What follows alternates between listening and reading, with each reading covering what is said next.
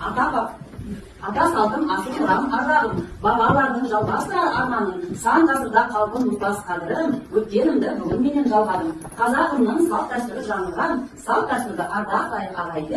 Бала бүгінгі біз ұйымдастырған ашық оқу іс әрекетімізді бастайық. Бала біз қай мемлекетте тұрамыз? Біздің ұлтымыз қандай? Қазақстанда тұрғандықтан біздің ұлтымыз қазақ.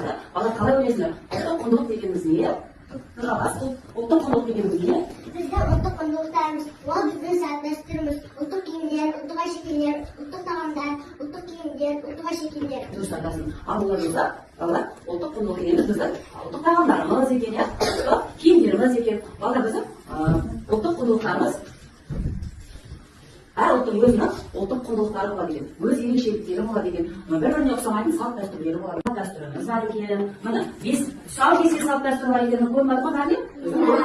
Өзге елдерге ұқсамайтын салт дәстүрлеріміз бар екен. Мына қараңдар, беске салу салт дәстүріміз екен, иә балалар? Олай болса біздің ұлттық құндылықтарымыздың, жаңа Нұржауғыз айтқандай, ұлттық құндылықтарымызға көптеген атауларды атап өтті. Мадина, біздің қандай ұлттық тағамдарды білесің? Ой, Асима, ұлттық тағамдарды атап бере қойшы, біздің ұлттық құндылықтарымыздың бірі ұлттық. Иә, өте жақсы ұлттық тағамдарымызды атап берді. Аямын, қандай ұлттық киімдеріміз бар біздің, ха? Мынаны алып, сол бірінші ғой. Ұлттық киімдерімізді атап бере қой. Біздің ұлттық киімдеріміз сапан, тақия, шәуке, кәзеки, саптана. Дұрыс айтасың. Өте жақсы. Көрдіңдер ме біздің ұлттық киімдеріміз? Айзере, сен ұлттық ойындарды атап бере қойшы. Шығар.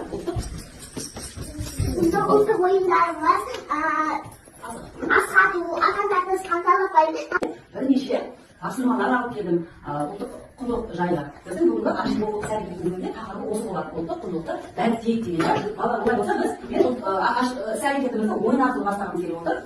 Айналмалы шеңбер деген ойын арқылы келе ме? Иә.